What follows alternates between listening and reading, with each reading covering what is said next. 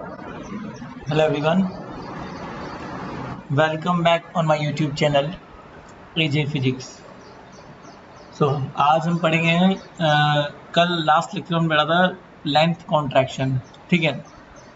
तो आज चलेगा आपका time dilation. This is the lecture number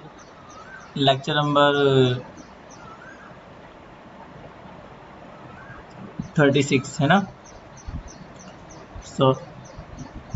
it is lecture number 36 और क्लासिकल मैकेनिक्स, ठीक है ना। तो हम लोग क्या पढ़ रहे हैं, क्लासिकल मैकेनिक्स पढ़ रहे हैं और इसका एमएससी लेवल तो हम लोग पहले पढ़ चुके हैं और अब स्पेशल थियोरी ऑफ रिलेटिविटी हम लोग यहाँ यूज़ में ले रहे हैं। और एसटीआर के अंदर हम लोगों ने लास्ट में पढ़ा था लेंथ कॉन्ट्रैक्शन, तो आज हम पढ़ेंगे टाइम डायलेशन। आपको कोई भी डाउट हो तो आप लोग अनअकैडमी पर आकर मुझे लाइव इंटरेक्शन कर सकते हो, कमेंट बॉक्स में कमेंट कर सकते हो और हमारा टेलीग्राम ग्रुप भी ज्वाइन कर सकते हो और जिसका लिंक डिस्क्रिप्शन में आपको मिल जाएगा, ठीक है। चलिए स्टार्ट करते हैं। ओके, तो देखो बात वही है कि हमारे पास दो फ्रेम ऑफ रेफरेंस अवेलेबल है। एक फ्रेम ऑफ रेफरेंस आपका एस है और एक फ्रेम ऑफ रेफरेंस आपका क्या है, एस डैश है, which is moving with velocity v with respect to S frame. तो अगर दो इवेंट होते हैं और दोनों इवेंट में कोई टाइम डिफरेंस होता है या फिर किसी इवेंट को कंप्लीट होने में टाइम लगता है, तो एस डैश फ्रेम से देखने पर वो इवेंट जो है वो एक्चुअल टाइमिंग में दिखाई देता है आपको, जिसे हम क्या बोलते हैं, टी नॉट बोलते हैं। जैसे लेंथ कॉन्ट्रैक्शन में एक्चुअल लेंथ था ना, ठीक उसी टाइप से एक्चुअल टाइम क्या होता है, टी नॉट होता है। और अगर उसी इवेंट को हम रेस्ट फ्रेम से देखें, लाइक एस फ्रेम से देखें, तो वहां पर जो होगा वो क्या हो जाएगा, under root 1 minus v square upon c square. ये टाइम डायलेट होता है। तो याद रखना, लेंथ में कॉन्ट्रैक्शन मेजरमेंट होता है और टाइम में डायलेशन मेजरमेंट होता है, ठीक है ना। जहाँ पे जो जो होगा वो हो जाएगा time difference between two events, time difference between two events in moving reference frame, in a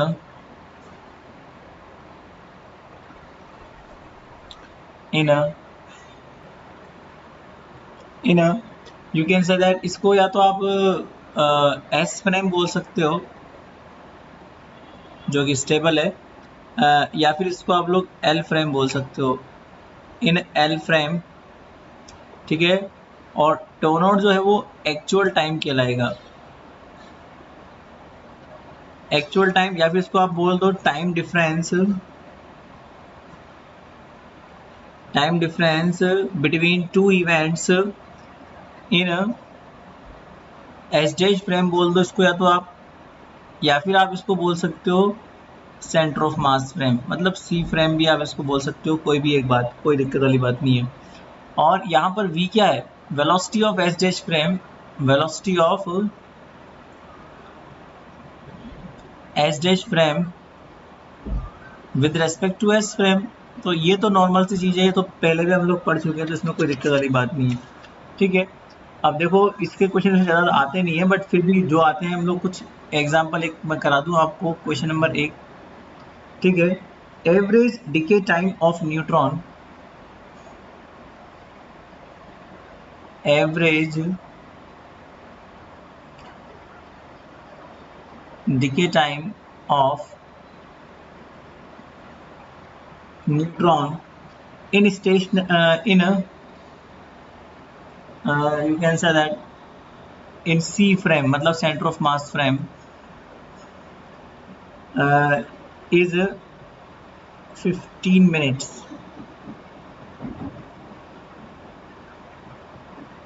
Find minimum velocity of neutron, find minimum velocity of neutron for which neutron reach on surface, for which neutron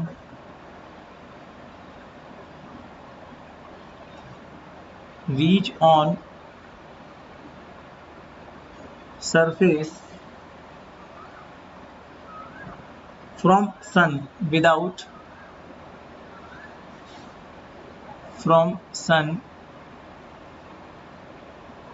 without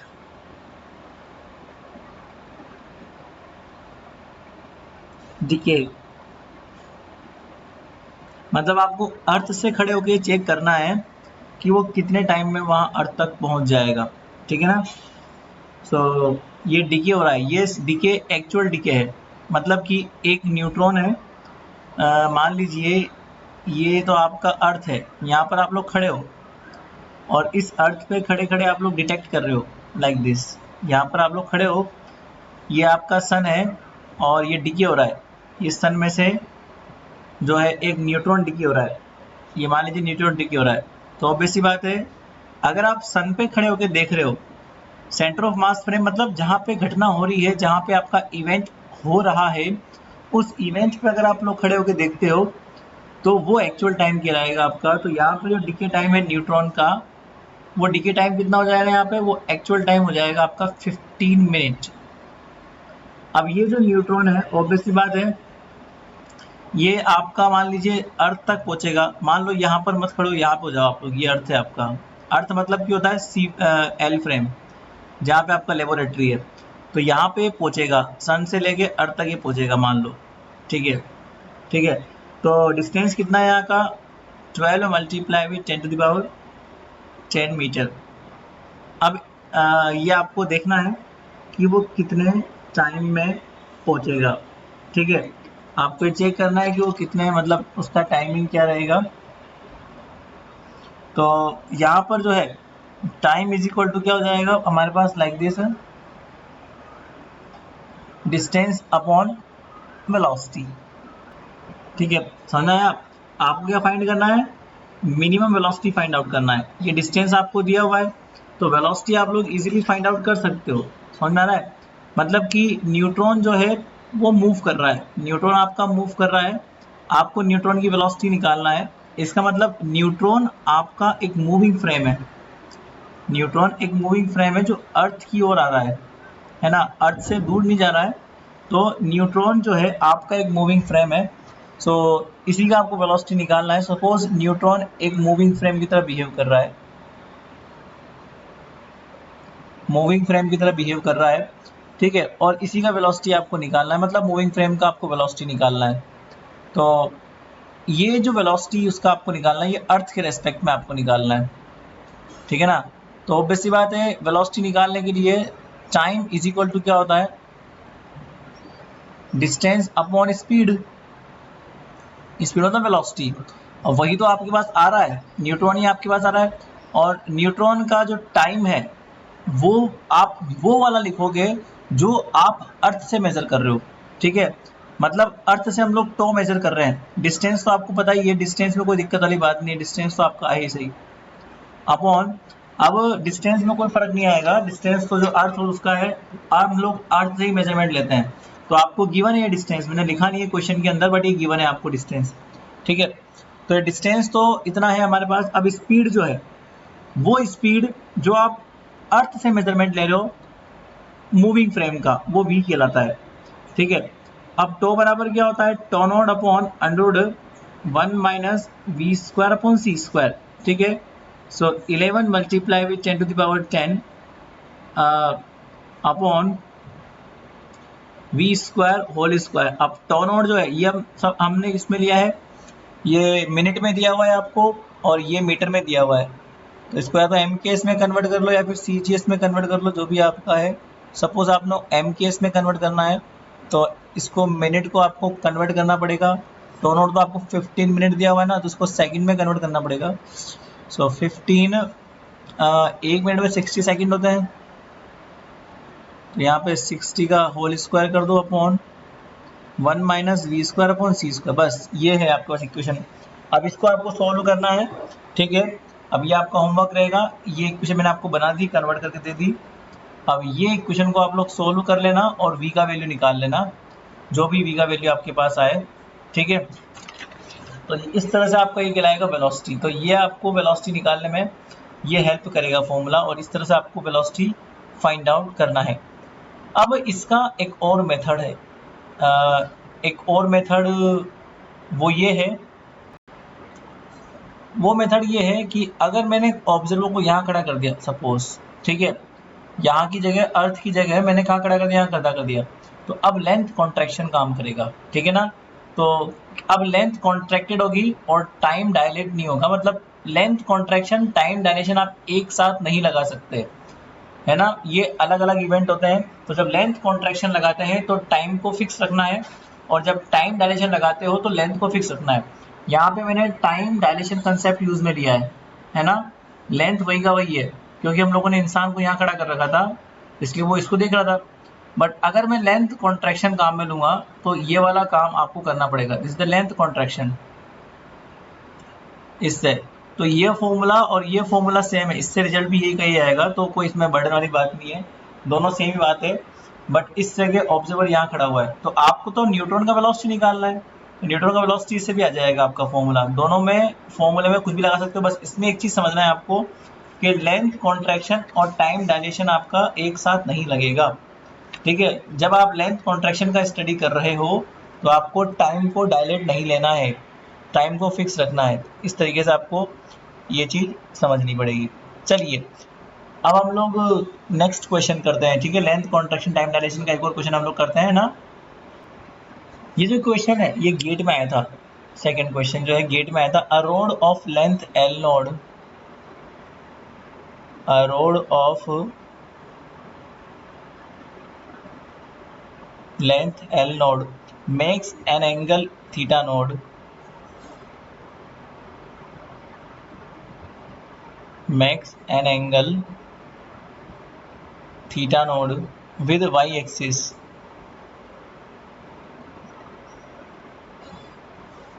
with y axis in its rest frame,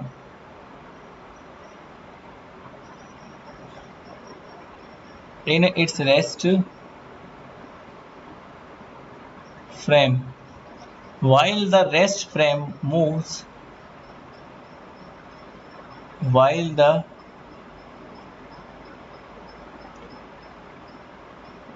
rest frame moves to the height along the x-axis, to the height along the x-axis with speed v, with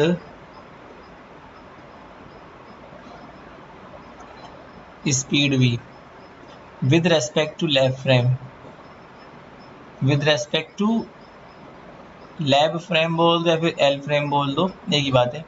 the angle in the lab frame, the angle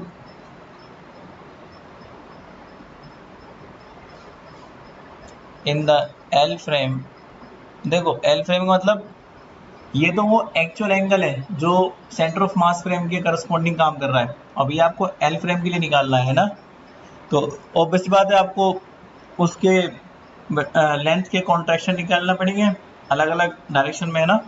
तो L frame with y axis is, with y axis is, ठीक है ना। तो ये आपको निकालना है। चलो सॉल्व करते हैं इसको, इसमें कोई दिक्कत वाली बात नहीं। देखिए हमारे पास ये हमारे पास एक लैब फ्रेम है, मतलब स्टेबल फ्रेम है। ये एसडेज फ्रेम है which is moving with v velocity with respect to L frame, और ये एक रोड है जिसने x एक्सिस से थीटा एंगल बनाया हुआ है। ये हमारे पास एक रोड है L जिसने x एक्सिस से L नोड मान लो इसकी एक्चुअल लेंथ, तो इसने सॉरी एक्स से नहीं वाई से बनाया हुआ है, सॉरी, तो वाई से बनाया हुआ है इसने थीटा नोड एंगल। तो ये जो कंपोनेंट है इसका वो हो जाएगा L naught cos theta node, और ये हो जाएगा L naught sine theta node. ठीक है, अब इसको इस चीज़ को समझना, जैसे मान लीजिए अब इसके हम लोग एक्स कंपोनेंट और वाई कंपोनेंट में बात करें, तो इसको अगर हम लोग L frame sorry stable frame में बात करते हैं, ठीक है, तो अगर मैं बात करूँ इसकी स्टेबल फ्रेम में, इधर समझना अब। हाँ, तो अब देखो हमने क्या कहा था, जिस एक्सिस के करस्पॉन्डिंग आपकी फ्रेम मूव करती है केवल उसी एक्सिस में आपका लेंथ कॉन्ट्रैक्टेड होता है। मान लीजिए एल एक्स डैश मतलब एच डैश फ्रेम में लेंथ कितना है उसका L naught sine theta naught, y dash में लेंथ कितना है उसका L naught cos theta naught. Frame is moving in x direction, ठीक है ना। सो component of the length in x direction will be contracted, और जो y डायरेक्शन का है वो कांस्टेंट रहेगा। इसका मतलब अगर आप लोग lx की बात करेंगे तो वो क्या हो जाएगा, प्रॉपर लेंथ का कॉन्ट्रैक्टेड आपको फील होगा लाइक दिस, इसे बोलते हैं लेंथ कॉन्ट्रैक्शन, ठीक है ना। तो आपका फ्रेम जो है वो x में मूव कर रहा है ना, इसलिए उसका x कंपोनेंट क्या हो जाएगा कॉन्ट्रैक्टेड, बट y कंपोनेंट जो है उसका रिमेन सेम रहेगा, ये बात ध्यान रखना, ठीक है। इस तरह से हम लोग बात कर सकते हैं, ठीक है। तो एस डैश फ्रेम में जो होता है लेंथ वो होता है एक्चुअल लेंथ, और एस फ्रेम में जो होता है वो होता है कॉन्ट्रैक्टेड लेंथ, ठीक है। तो हम लोग जब एंगल की बात करेंगे एस फ्रेम से, तो यहाँ पर एंगल जो होगा आपका टेन थीटा, जो आप एक्स फ्रेम से देख रहे हो, थीटा नोट तो किससे, थीटा नोट तो है एस डैश फ्रेम से, और एस फ्रेम से हम देखेंगे तो वो हो जाएगा टेन थीटा बराबर क्या हो जाएगा उसका नॉर्मल सी बात है, जो टेन थीटा होगा इनको डिवाइड करने पर क्या आता है टेन थीटा आता है, इन दोनों को डिवाइड कर दोगे तो टेन थीटा आ जाएगा, that is L x upon L y, है ना। अगर हम एस डैश फ्रेम से देखेंगे तो टेन थीटा क्या हो जाएगा L x dash upon L y dash, but अगर हम इनको डिवाइड करना है आपको और कुछ नहीं करना, और अगर हमने एस फ्रेम से देखा तो L x upon L y, ठीक है। बस एल एक्स का वैल्यू क्या है हमारे पास l x dash upon gamma, और ये है एल वाई डैश, ठीक है। L x dash upon L y dash बराबर हमारे पास क्या है tan theta naught, so tan theta naught upon gamma, so we can say that theta is equal to क्या हो जाएगा tan inverse tan theta naught upon gamma. तो ये गेट में आया था क्वेश्चन, बहुत ईजी क्वेश्चन था, बस एक चीज समझनी थी आपको कि जिस डायरेक्शन में आपका फ्रेम मूव करता है ठीक उसी डायरेक्शन में लेंथ को कॉन्ट्रैक्टेड आप फील कर पाओगे, बाकी अदर डायरेक्शन में लेंथ कॉन्ट्रैक्शन फील नहीं होगा, ठीक है ना। तो इस तरीके से आप लोग को ये क्वेश्चंस करने हैं लेंथ कॉन्ट्रैक्शन टाइम डायलेशन के, कुछ क्वेश्चन हम लोगों ने पहले कर लिए थे तो कोई दिक्कत वाली बात है ही नहीं है, और भी प्रैक्टिस क्वेश्चन हम लोग करेंगे, बट उससे पहले हम लोग अब नेक्स्ट लेक्चर में जो है और भी बहुत सारी बातें करेंगे, क्योंकि अभी आपको उसमें एनर्जी वाला बहुत सारा मैटर अवेलेबल है, तो एनर्जी मोमेंटम वगैरह वगैरह बहुत कुछ है, तो वो क्या क्या होते हैं वो हम लोग समझेंगे अब नेक्स्ट लेक्चर में। Thank you so much.